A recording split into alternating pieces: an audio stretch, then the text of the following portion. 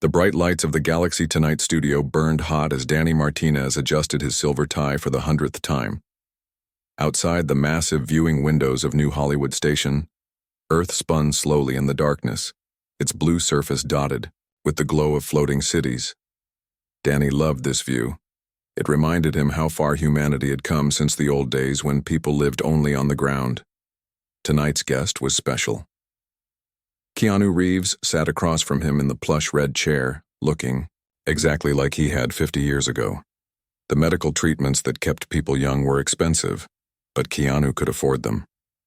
At 122 years old, he still had the same calm eyes and gentle smile that had made him famous centuries ago. "So, Keanu," Danny said, flashing his trademark grin at the camera, "your new holo film breaks every record in the galaxy. People from Mars to the Jupiter colonies are talking about it. How does it feel to still be making hits after all these years?" Keanu shifted slightly in his chair. He never seemed comfortable with praise. "I'm grateful people connect with the stories. That's all any actor can hope for." The audience of 300 people laughed and clapped. They sat in curved rows that surrounded the interview area, their faces lit by the soft glow of the stage lights. Most of them were tourists from Earth who had paid good money to visit the famous entertainment station. Danny leaned forward, his eyes scanning Keanu for something interesting to talk about. The interview had been going well, but it felt too safe, too boring.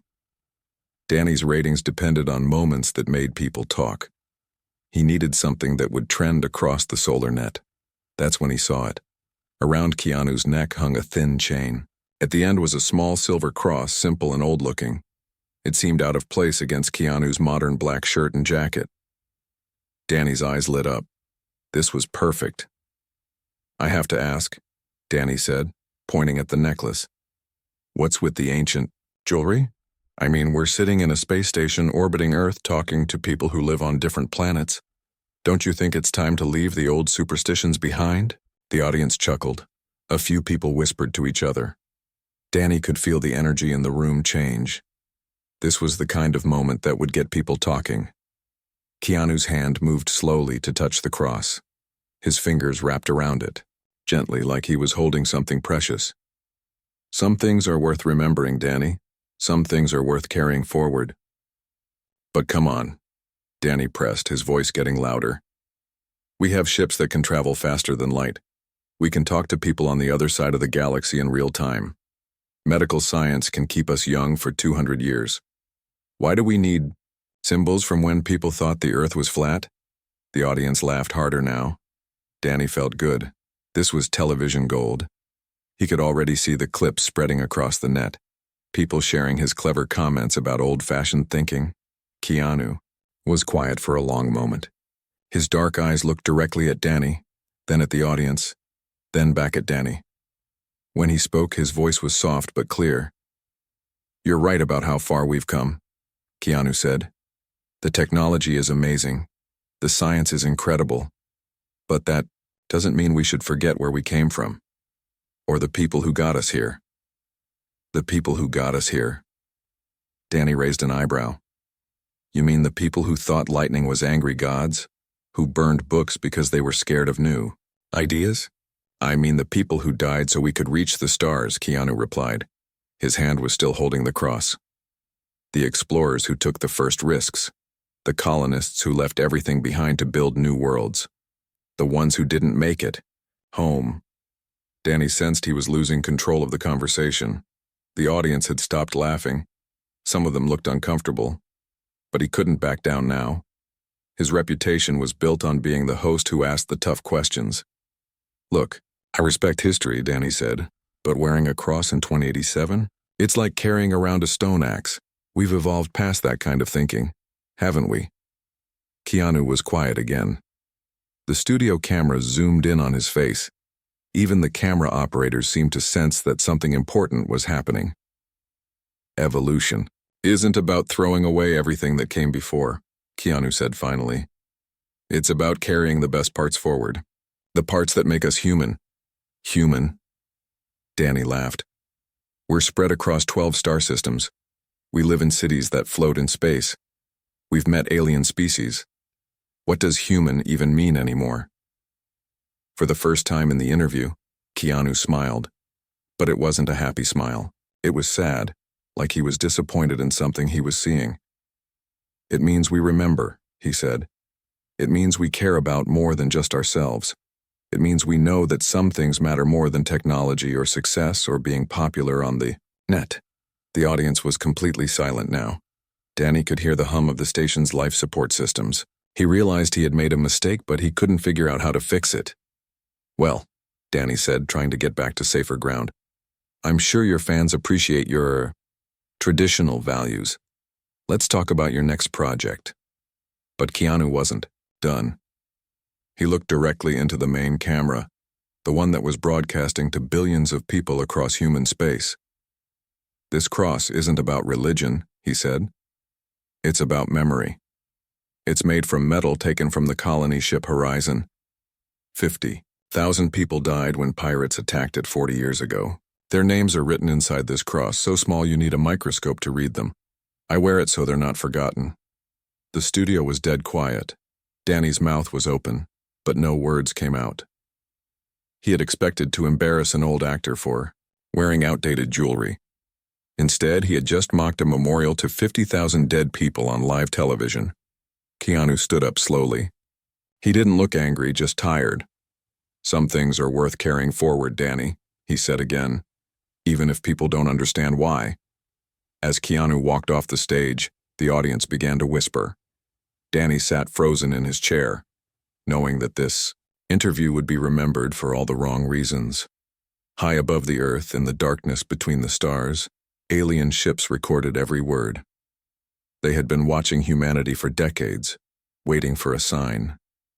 Today, they had found what they were looking for. 3 days after the interview, alarm bells started ringing across every human space station and colony in the solar system. The sound was sharp and urgent, cutting through the normal hum of daily life like a knife through silence. Commander Jake Sullivan sat in the main control room of Luna Base, staring at the massive screen that showed the outer edge of their solar system. A red dot blinked steadily near Pluto's orbit. The dot was huge, much bigger than any human ship ever built. "How big is that thing?" Jake asked his sensor officer, Lieutenant Amy Foster. Amy's fingers flew over her control panel, checking and double-checking the readings. "Sir, it's almost 10 miles long, 3 miles wide. I've never seen anything like it." Jake felt his stomach drop. Humanity had met alien species before, but they were always small trading ships or exploration vessels. This was something different. This was a warship. "Any response to our signals?" he asked. "Nothing yet, sir. It's just sitting there, watching us." On Earth, President Lisa Carter was having the worst day of her political career. She stood in the emergency meeting room deep under the Capitol building, surrounded by generals, scientists, and advisors. Everyone was talking at once, and none of it was good news. "The ship appeared 3 hours ago," said General Rick Torres, the head of Earth's Space Defense Forces. "It's bigger than anything in our fleet. If they wanted to attack us, we wouldn't be able to stop them." "Do we know what they want?" President Carter asked. "Not yet. They haven't tried to communicate." Dr. Sarah Banks, the government's chief scientist, looked up from her tablet. "The ship's design doesn't match any known species. The energy readings are off the charts. This isn't some trading vessel that got lost." President Carter rubbed her temples. She had been in office for 6 years dealing with colony disputes and trade agreements. She never expected to face a possible alien invasion. That's when the communication console started beeping. Lieutenant Foster's voice came through the speakers from Luna Base. "Madam President, we're getting a signal from the alien ship. They're asking to speak with you." "Put them through," President Carter said, straightening her jacket. The main screen flickered, then showed the inside of the alien ship. The being that appeared was tall and thin, with gray skin and large black eyes. It wore what looked like a military uniform covered in strange symbols. When it spoke, its voice was deep and somehow musical. "I am Admiral Vex Thornspike of the Zephyrian Empire," the alien said. "I come seeking dialogue with the leaders of humanity." President Carter stepped forward. "I am President Lisa Carter. We welcome peaceful contact, Admiral. What brings you to our system?" Admiral Thornspike's head tilted slightly like he was studying her. "We have been observing your species for many years, President Carter. Your expansion into space, your technology, your culture. We find you interesting." "Observing us?" General Torres stepped closer to the screen. "For how long?" 43 of your years," the Admiral replied calmly. "We watch many species as they develop. Most follow predictable patterns. You do not." Dr. Banks leaned forward. "What makes us different?" The Admiral was quiet for a moment, like he was choosing his words carefully. "That is something we wish to discuss, but not with you." President Carter frowned. "I don't understand. You asked to speak with our leaders." "I did. But the conversation I require is not with politicians or soldiers. 3 days ago, we observed a broadcast from your entertainment station. There was an individual who displayed something we find significant." "A broadcast?" General Torres looked confused. "What kind of broadcast?" Admiral Thornspike touched something on his uniform, and the screen split. On one side was his face. On the other was a recording of Danny Martinez's show. The moment when Keanu defended his cross necklace plate again. "This human," the Admiral said, pointing at Keanu on the screen. "We wish to meet with him." The room fell silent. President Carter stared at the screen, trying to understand what she was seeing. "You want to meet with an actor because of a talk show?" "Because of what he carried, what he defended, what he represents." The Admiral's black eyes seemed to grow larger. "This is not a request, President Carter. This is necessary. If you wish our meeting to remain peaceful, you will bring this individual to us." General Torres stepped forward, his hand moving toward his weapon. "Are you threatening us?" Admiral Thornspike's expression didn't change. "I am explaining reality. We could have approached your world with weapons ready. Instead, we ask for dialogue. But the dialogue must be with the correct individual." President Carter held up her hand to stop General Torres from saying anything else. "May I ask why this particular person is so important to you?" "You may ask. But the answer is something that must be shared with him present. Bring him to our ship in 24 of your hours. Alone." "Alone?" Dr. Banks shook her head. "That's not acceptable. We don't send civilians onto unknown alien vessels without protection." The Admiral's head tilted again. "Then send protectors with him. But understand this, if he does not come, we will assume humanity is not what we hoped. And we will leave. Forever." "What does that mean?" President Carter asked. "It means you will face what comes next without allies." "And what comes next, President Carter, is something your species cannot handle alone." The screen went dark. The room erupted in voices. Everyone was talking, arguing, questioning. President Carter stood in the middle of it all, trying to think clearly. "Get me a secure line to Keanu Reeves," she said finally. 2 hours later, Rick Torres sat across from Keanu in a small coffee shop on New Hollywood Station. The actor looked tired. The interview with Danny Martinez had not gone well for him either. The net was full of people making jokes about old-fashioned thinking and ancient superstitions. "Mr. Reeves," Rick said quietly, "I'm Agent Torres with Earth's Diplomatic Corps. We need your help with something important." Keanu looked up from his coffee. "If this is about the interview, I'm not interested in doing damage control." I said what I meant. "It's not about the interview. Well, not exactly." Rick pulled out a small device and showed Keanu the recording of Admiral Thornspike. "This alien wants to meet with you. Specifically." Keanu watched the recording without speaking. When it finished, he set down his coffee cup and looked at Rick. "He mentioned what I was carrying," Keanu said. "The cross." "Yes, he seemed very interested in it, and in what you said about memory and carrying things forward." Keanu's hand moved to touch the cross under his shirt. "What do you know about this admiral? About his people?" "Nothing. They've been watching us for over 40 years, but this is the first time they've made contact, and they specifically asked for you. What does the government want me to do?" Rick leaned forward. "They want you to go, to meet with him on his ship. But Mr. Reeves, you should know. We have no idea what these aliens really want. It could be dangerous. Keanu was quiet for a long time. Outside the coffee shop, tourists walked by, laughing and taking pictures. They had no idea that the future of humanity might depend on what happened in the next few hours. Agent Torres, Keanu said finally, "Can I ask you something?" "Of course. Do you believe in anything bigger than yourself?" Rick thought about the question. "I believe in protecting my family, my country, humanity, I guess." Keanu nodded. "Then you understand why I have to go?" The shuttle ride to the alien ship took 2 hours. Keanu sat quietly in the back seat, watching the massive vessel grow larger through the small window. Up close, it looked even more impressive. The metal was dark and smooth, covered with patterns that seemed to shift in the starlight. Agent Rick Torres sat across from him, checking his weapons for the 10th time. Dr. Amy Foster was reviewing her notes about alien first contact procedures. Commander Jake Sullivan piloted the shuttle, his hands steady on the controls despite the sweat on his forehead. "Remember," Rick said quietly, "we don't know what they want. Stay close to us. Don't agree to anything without thinking it through." Keanu nodded, but his mind was somewhere else. His fingers played with the cross around his neck, feeling the tiny bumps where 50,000 names were written in letters smaller than dust.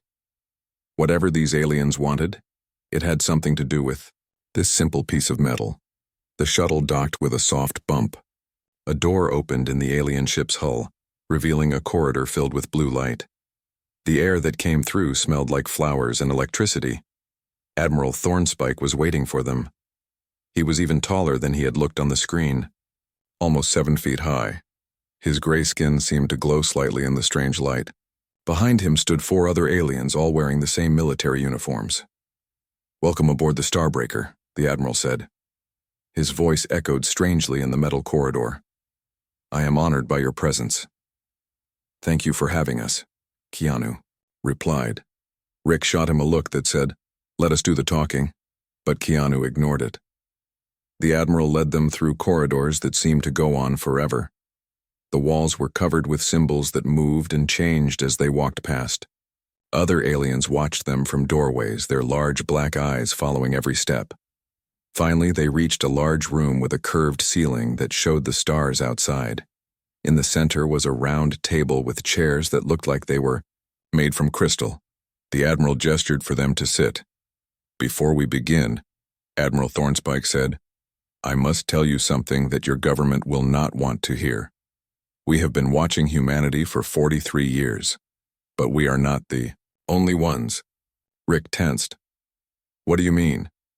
"There are others. Other species who have also been studying you. Some are friendly. Others are not." The Admiral's black eyes fixed on Keanu. "The question we all face is simple. What kind of species is humanity? Are you worth preserving, or are you a threat that must be removed?" Dr. Foster leaned forward. "Removed? You're talking about destroying our entire species?" "I am talking about reality," the Admiral replied. "In this galaxy, young species face a choice. They either prove they are worthy of joining the greater community, or they are eliminated before they become dangerous." Commander Sullivan's hand moved toward his weapon. "And who gets to make that decision?" "The Galactic Council, 12 species who have existed for thousands of years. They have seen many young races rise and fall. Most fall." Keanu spoke for the first time since entering the room. "What makes a species worthy?" Admiral Thornspike turned to him, and for the first time, something like emotion showed in his black eyes. "That is the question we have been trying to answer about humanity. Your species is unusual." "How so?" Rick asked. The Admiral stood and walked to the curved wall. When he touched it, images appeared in the air above the table. They showed human cities, space stations, colonies on distant worlds. "Most species follow a pattern," he said. "They develop technology. They explore space. They build empires. They become powerful. And then they become empty." The images changed, showing alien cities that looked dead and lifeless. Beautiful buildings with no one inside them. Perfect machines running themselves while their creators sat motionless. We call it the hollow victory, the Admiral continued. When a species becomes so focused on advancement that they forget why advancement matters, they lose their soul. Dr. Foster stared at the images. And you think that's what's happening to us? We thought it was. Your species has incredible technology. You spread across the stars faster than anyone predicted. You build amazing things. But 43 years ago, we began to see something different. The images changed again. Now they showed human colonies under attack, ships exploding, people running. The Horizon colony ship, Keanu said quietly. Yes. 50,000 humans died when pirates attacked that vessel. It was a tragedy. But what happened next was unexpected. New images appeared. Memorial services on dozens of worlds. People crying, holding hands, sharing stories about the dead. Children drawing pictures of the lost colonists. Artists creating sculptures and songs. Other species, when they lose people, they analyze the failure. They improve their defenses. They make sure it doesn't happen again. Very practical, very logical. The Admiral's voice grew softer. Humans do something else. You remember? Keanu's hand went to his cross. Memory isn't practical. No, it isn't. And that is what makes you different. The Admiral turned back to face them. For 43 years we have watched your species spread across the galaxy. We have seen you face losses, setbacks, disasters. And every time you do the same thing. You remember the ones who didn't make it. You carry them forward. Rick looked confused. I don't understand. Why is that important? Because, said a new voice from the doorway. Species without memory become monsters. Everyone turned. Another alien entered the room, but this one was different. Her skin was darker, almost black, with red markings across her face. Her uniform was different too, with sharp edges and what looked like weapons built into the sleeves. This is War Chief Kayla Drakemaw, Admiral Thornspike said. She represents a different view of humanity. War Chief Drakemaw walked around the table, studying each human like they were insects. Humans are sentimental fools, she said. They waste energy on the dead instead of focusing on the living. They make decisions based on emotion instead of logic. They are weak. Kayla and I have been debating your species' fate for years, the Admiral explained. I believe your ability to remember, to care about more than just yourselves, makes you valuable allies. She believes it makes you easy targets.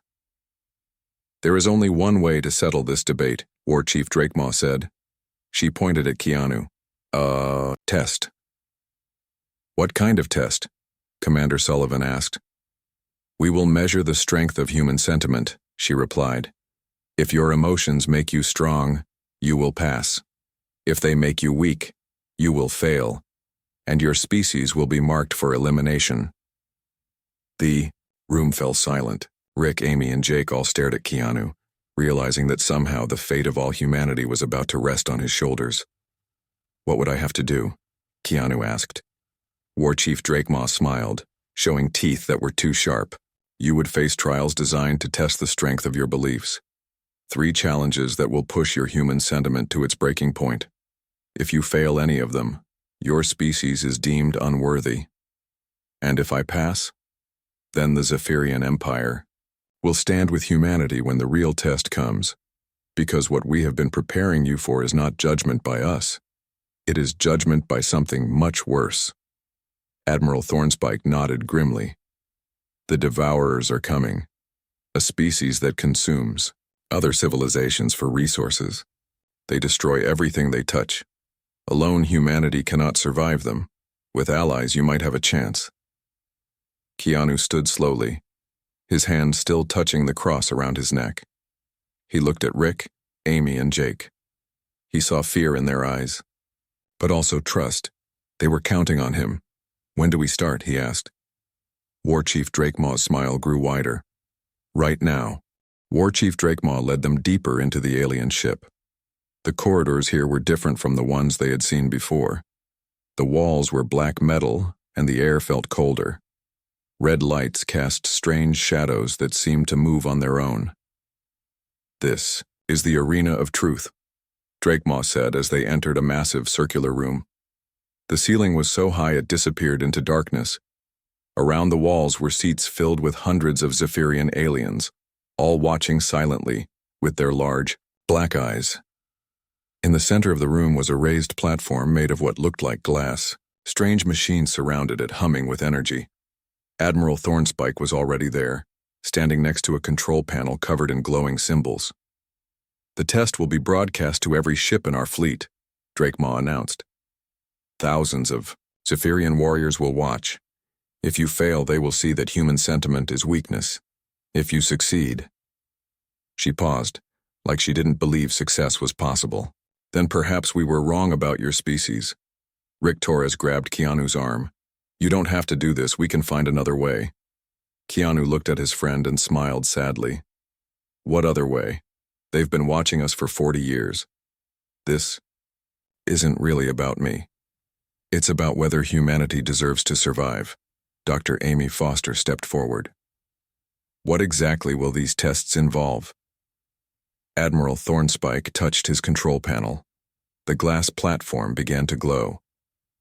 3 trials, each one designed to test a different aspect of human emotional strength. The first measures attachment to the past, the second tests hope for the future, the third examines sacrifice for others. "And if he fails?" Commander Jake Sullivan asked. War Chief Drakemaw's sharp teeth showed in what might have been a smile. "Then your species joins the long list of civilizations that couldn't survive their own feelings." Keanu stepped onto the glowing platform. The glass felt warm under his feet. Around him, the machines began to hum louder. He could feel energy in the air, like the moment before lightning strikes. "Remember," Admiral Thornspike said softly, "these trials will feel completely real. Your mind will believe everything you see and feel. The only way to pass is to stay true to what you believe, no matter what happens." The world around Keanu began to change. The alien ship faded away, replaced by a park he remembered from his childhood. Green grass, tall trees, and a bench where he used to sit with his best friend, River Phoenix. They had spent hours here talking about movies, life, and dreams they wanted to chase. River was sitting on the bench now, looking exactly like he had 30 years ago before the drug overdose that killed him. He was young and full of life, laughing at some joke only he understood. "Keanu!" River called out, jumping up from the bench. "Man, I've been waiting for you. Where have you been?" Keanu's heart felt like it was breaking. He knew this wasn't real, but River looked so alive, so happy. For a moment he almost forgot about the test, about the aliens, about everything except the friend he had lost so long ago. "River," he said quietly, "you're not really here." "What do you mean?" "Of course I'm here. We're going to be late for the audition, remember? The one that's going to make us famous." River grabbed his arm. "Come on, like old times." Behind River, Keanu could see something else. The cross around his neck was starting to smoke. Heat was building up inside the metal, burning against his skin. A voice echoed around the park. War Chief Drakemaw's voice. "Choose, human. Hold on to your dead friend, or hold on to your dead strangers. You cannot have both." Keanu understood. The first test was about attachment. He could have River back, his closest friend, the person whose death had hurt him more than anything else in his life. All he had to do was let go of the cross, let go of the 50,000 names burned into its metal. River's face was so hopeful, so alive. "Please, Keanu. I've been waiting so long to see you again." For a moment, Keanu almost reached out, almost chose the friend over the strangers, but then he remembered something River had said to him once years ago when they were both struggling actors trying to make it in Hollywood. "The dead don't need us to bring them back," River had said. "They need us to carry them forward." Keanu stepped away from his friend. "You're not River. River would understand." The park began to fade. River's face twisted with disappointment and anger. "You're choosing them over me? People you never even met?" I'm choosing to remember you the right way, Keanu replied. The cross was burning his skin now, but he didn't let go. By living the way you taught me to live. River disappeared. The park was gone. Keanu was back on the glass platform, his skin red where the cross had burned him. Around the arena, the Zephyrian aliens were making sounds he had never heard before, high-pitched whistles that might have been surprise. War Chief Drakemaw looked angry. First trial passed, but the next will be harder. The world changed again. Now Keanu stood in a laboratory filled with amazing machines. Computers that could think, devices that could heal any disease, technology that looked centuries ahead of anything humans had built. At the center of it all was a tall cylinder filled with blue liquid. Inside the cylinder were shapes that looked almost human. As Keanu watched, the shapes became clearer. They were people. 50,000 people floating in the blue liquid, all of them perfect and healthy and alive. The colonists from the horizon, Admiral Thornspike's voice said, "We have the technology to bring them back, not as memories or holograms, but as real, living beings. They can have new lives, new chances, new hopes." Keanu stared at the cylinder. Inside, he could see faces he recognized from the news reports about the Horizon disaster. A young mother who had been taking her children to a new world. An old man who had saved his life savings to join the colony. A little girl who had drawn pictures of the planet she would never see. "All you have to do," War Chief Drakemaw's voice continued, "is remove that ancient superstition from around your neck. Admit that your primitive beliefs are holding humanity back. Let science give these people what sentiment cannot, a second chance at life." This was harder than the first test. These weren't just memories or dreams. This was real technology that could really bring back the dead. All those people who had died in the cold darkness of space could live again, could have, the futures that had been stolen from them. Keanu reached up to touch the cross. His fingers traced the tiny bumps where the names were written. 50,000 people who had trusted him to remember them, to carry their sacrifice forward. "They're already living," he said quietly. "What?" Drakemaw sounded confused. "They're living in every choice I make.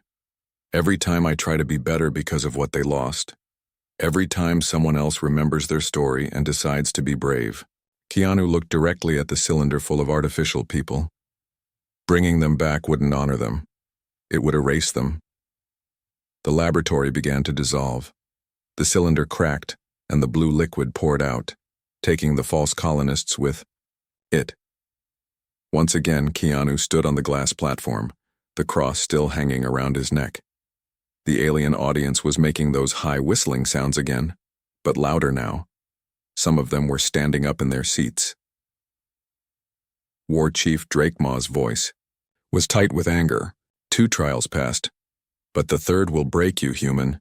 The third will show everyone that sentiment is weakness." Around the arena, screens appeared showing human colonies under attack. Ships with weapons that could destroy planets were moving toward Earth, toward Mars, toward every world where humans lived. Millions of people were about to die. "The third trial begins now," Drakemaw announced. "And this time, the choice is simple. Save your people, or keep your precious symbol. You cannot do both." The screens around the arena showed images that made Keanu's blood turn cold. Massive ships with weapons pointed at Earth. Children running through the streets of Mars colonies as sirens wailed. Families holding each other on space stations as enemy vessels approached. "These images are real," War Chief Drakemaw announced, her voice echoing through the arena. "My ships are positioned at every human world. The weapons are armed. The targeting systems are locked." Admiral Thornspike stepped forward, his face showing something that might have been regret. "Kayla, this was not part of our agreement." "The test must be real," Drakemaw replied coldly. "How else can we measure the true strength of human sentiment? If there are no real consequences, there is no real choice." Keanu watched the screens, seeing millions of faces of people who had no idea their lives hung in the balance. Neurowens on mining stations, students in orbital universities, farmers on the agricultural worlds, all of them going about their normal days while death waited in the darkness above them. "Here is your choice, human," Drakemaw continued. "Remove that superstitious ornament from your neck. Declare that human beliefs are primitive and worthless. Do this, and my ships will withdraw. Refuse, and every human world burns." Rick Torres shouted from the edge of the platform. "This is insane. You can't murder billions of people over a piece of jewelry." "It is not about the jewelry," Admiral Thornspike said quietly. "It is about what the jewelry represents. The question we must answer is simple. Are humans stronger with their emotions or weaker?" Dr. Amy Foster was staring at her tablet, watching data streams from Earth. "Keanu, the weapons readings are real. Those ships have enough firepower to crack planets." "If she's telling the truth." Commander Jake Sullivan was already talking into his radio, trying to contact Earth's defense forces. But Keanu could see from his expression that human ships were too far away to help. Even if every military vessel in the solar system rushed to defend Earth, they would arrive too late. Keanu looked down at the cross around his neck. Such a small thing to carry the weight of so many lives. 50,000 names written in metal taken from a destroyed ship. He had worn it for so long that he sometimes forgot it was there. "How do I know you'll keep your word?" he asked. "If I remove the cross, how do I know you won't attack anyway?" War Chief Drakemaw's black eyes reflected the light from the screens. "You don't. You must trust in the honor of a species you just met. Another example of human foolishness." The screens changed, showing closer views of the weapons. Keanu could see the energy building in the alien cannons. On Earth, space traffic, Control was starting to notice the strange ships. Panic would begin soon. 10 minutes, Drakemaw announced. 10 minutes to decide if human sentiment is worth more than human lives. Keanu closed his eyes and tried to think. Around him he could hear the whispers of thousands of Zephyrian aliens watching from the arena seats. Some sounded excited, like they were watching a good show. Others sounded worried. He thought about the 50,000 people whose names were carved into the cross. They had died believing their sacrifice meant something, that their journey to the stars would help humanity grow and spread and become something better. He thought about the billions of people on the screens. Children who would never grow up. Parents who would never see their kids again. All the dreams and hopes and love that would be erased if those weapons fired. 5 minutes, Drakemaw called out. Keanu opened his eyes and looked directly at her. "Can I ask you something?" "You can ask. I may not answer. What happened to your people? What made you stop believing in anything except power?" For the first time, something like emotion crossed War Chief Drakemaw's face. "We believed once. We had ceremonies for our dead. We told stories about heroes. We carved their names into sacred stones." What changed? Reality changed us. The universe showed us that sentiment is weakness, that caring about the dead takes energy away from protecting the living. We learned to be practical. "And how did that work out for you?" Drakemaw was quiet for a long moment. Around the arena, the other Zephyrians had stopped whispering. Even Admiral Thornspike was watching her carefully. "We became the strongest military force in the galaxy," she said finally. "We can destroy any enemy. We fear nothing." "But you're empty," Keanu said. "It wasn't a question." 2 minutes, Drakemaw announced, but her voice was softer now. Keanu reached up and touched the cross. He could feel the tiny ridges where the names were written.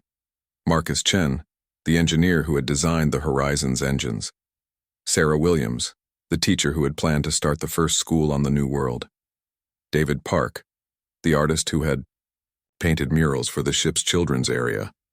"You want to know if human sentiment makes us weak," Keanu said. "But you're asking the wrong question." "What is the right question?" Admiral Thornspike asked. "The right question is, what makes life worth living?" Keanu looked around the arena at all the alien faces watching him. "You can destroy our worlds. You can kill every human in the galaxy, but you can't kill what we carry." 1 minute, Drakemaw said, but she was staring at Keanu now instead of the screens. "These names," Keanu continued, still holding the cross, "they're not just memories. They're promises. Promises to be better than we were, to learn from their sacrifice, to make sure their journey meant something. He looked directly at War Chief Drakemaw. Your people forgot how to make promises to the dead. That's why you're empty. That's why you need weapons to feel strong. 30 seconds, Drakemaw whispered. If you fire those weapons, Keanu said, you'll prove that sentiment is stronger than power, because you'll be killing billions of people over one man's refusal to abandon his beliefs. That's not practical. That's not logical. That's emotional. The arena was completely silent now. Even the machines had stopped humming. 10 seconds, Drakemaw said, but her finger wasn't moving toward the firing control. Keanu smiled. You can't do it, can you? Because somewhere inside you there's still a part that remembers what it felt like to care about something bigger than yourself. War Chief Drakemaw's hand was shaking as she reached toward the control panel. The screen showed the weapons powering, up to full charge. Energy readings that could split continents were building in the alien cannons. Time, she said. But she didn't fire. Instead, she stared at Keanu with tears running down her gray face. Tears that her species wasn't supposed to be able to cry anymore. Why? She whispered. Why won't you save them? Keanu's answer would change, the fate of two civilizations. Because, he said gently, they're already saved. Every time someone chooses to remember instead of forget, to care instead of ignore, to carry forward instead of let go, they're saved. The 50,000 names in this cross aren't dead. They're living in every choice that honors their sacrifice. He looked up at the screens showing the human worlds. And if you kill those people, they'll live the same way. In the choices their children make, in the stories that get told, in the promises that get kept. War Chief Drakemaw's finger moved, away from the firing control. Around the arena, Zephyrian aliens were making sounds unlike anything they had heard before. Sounds of wonder, of recognition, of remembering something they thought was lost forever. The third trial was over. But the real test was just beginning. War Chief Drakemaw stood frozen at the control panel, tears streaming down her gray face. Around the arena, thousands of Zephyrian aliens watched in stunned silence. Many of them were crying too, something their species hadn't done in over 1,000 years. Admiral Thornspike stepped closer to the platform where Keanu stood. In 43 years of watching your species, he said quietly, we never expected this. Expected what? Keanu asked. That you would choose principle over survival, that you would risk everything for something we thought was meaningless. The Admiral's black eyes seemed to glow in the strange light. We were wrong about human sentiment. We thought it was weakness. But what you just showed us. Keanu looked around the arena at all the alien faces staring at him. What did I show you? War Chief Drakemaw finally spoke, her voice shaking. You showed us that some things are stronger than fear, stronger than death, stronger than the need to survive. She walked slowly toward the platform, her hands trembling. For 1,000 years, my people have believed that caring was weakness, that remembering the dead was a waste of energy better spent on protecting the living. What do you believe now? Keanu asked gently. I believe, Drakemaw paused, struggling with words her language had almost forgotten. I believe we lost something important when we stopped caring, something that made life worth protecting. Admiral Thornspike touched his control panel. The screens around the arena changed, showing new images. Instead of weapons pointed at human worlds, they showed Zephyrian ships pulling back, their weapons powering down. The immediate threat is over, he announced. But there is something else you need to know. The screens changed again. Now they showed the edge of the galaxy where space looked different, darker, like something was eating the stars themselves. The Devourers, Admiral Thornspike explained. They have consumed 17 civilizations in the past century. Each time they leave nothing behind. No planets, no ships, no trace that anyone ever lived there. Rick Torres stared at the images. How long before they reach human space? 5 years, maybe less. They move faster with each civilization they consume. The Admiral's voice was grim. Alone, neither humans nor Zephyrians can stop them. Together we might have a chance. Dr. Amy Foster looked up from her tablet. What makes you think we can work together? Our species are completely different.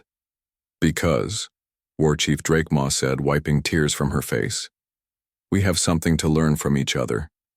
You humans have what we lost. And we have what you need. What do we need? Commander Jake Sullivan asked. Military strength, advanced weapons, ships that can fight in ways your people haven't imagined. Drakemaw looked directly at Keanu. But those things are useless without something to fight for, something worth protecting. Keanu stepped down from the platform and walked toward the war chief. The arena was so quiet they could hear their own footsteps echoing off the walls. Midao. I? He asked, gesturing toward the cross around his neck. Drakemaw nodded, confused. Keanu slowly removed the cross and held it out to her. The arena gasped. After everything he had gone through to keep it, everyone expected him to guard it with his life. This belongs to 50,000 people who died believing their sacrifice would help humanity reach the stars, Keanu said. But the real power was never in this piece of metal. Drakemaw took the cross with shaking hands. As soon as her fingers touched it, something incredible happened. Her eyes widened and she made a sound unlike anything the other aliens had ever heard. It was beautiful and sad and full of wonder all at once. I can feel them, she whispered. The names, the people, their hopes and dreams, and she looked up at Keanu in amazement. How is this possible? Because, Keanu said with a smile, memory isn't about the object. It's about the choice to carry something forward, the choice to let the past make the present better. Around the arena, other Zephyrian aliens were standing up. The sounds they were making grew louder, more complex. It was like hearing a language being reborn. Admiral Thornspike walked over to them. What you're hearing, he told the humans, are the first songs my people have sung in 1,000 years. Songs we thought were lost forever. War Chief Drakemaw was still holding the cross, but now she reached into her uniform and pulled out something else. It was a small crystal that glowed with inner light. This is a memory crystal, she said. It contains the names of every Zephyrian warrior who died in our last great war. We stopped carrying them because we thought remembering the dead made us weak in battle. She held the crystal next to Keanu's cross. The two objects seemed to respond to each other, the metal growing warm and the crystal pulsing brighter. But you've shown us the truth, Drakemaw continued. Remembering the dead doesn't make us weak, it makes us strong. It gives us something to fight for that's bigger than ourselves. Keanu smiled and nodded toward the crystal. May I? Drakemaw handed it to him. As soon as Keanu touched it, he could see flashes of images. Zephyrian warriors fighting impossible odds to protect their families. Scientists giving their lives to save their research. Children who died defending their schools from invaders. They were just like us, he said softly. They cared about the same things we care about. Yes, Admiral Thornspike said. And that is why we can work together against the Devourers, not because our species are the same, but because we both understand that some things are worth dying for. Keanu took the crystal and the cross and carefully linked them together. The metal chain was just long enough to hold both. When he put the new necklace around his neck, something amazing happened. Every screen in the arena lit up with images of both human and Zephyrian worlds. But they weren't images of war or destruction. They were images of life. Families having dinner, children playing, artists creating beautiful things, scientists making discoveries, people falling in love and building homes and dreaming of the future. This is what we're fighting for, Keanu announced, his voice carrying to every corner of the arena. Not just survival, not just victory, but the right to keep caring, the right to keep remembering. The right to carry our dead forward into whatever comes next.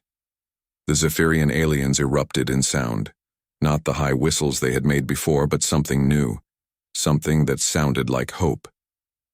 Admiral Thornspike and War Chief Drakemaw looked at each other, then at Keanu. We propose an alliance, the Admiral said formally. The Zephyrian Empire and humanity, standing together against the Devourers. I'm just an actor, Keanu replied. I can't speak for my government.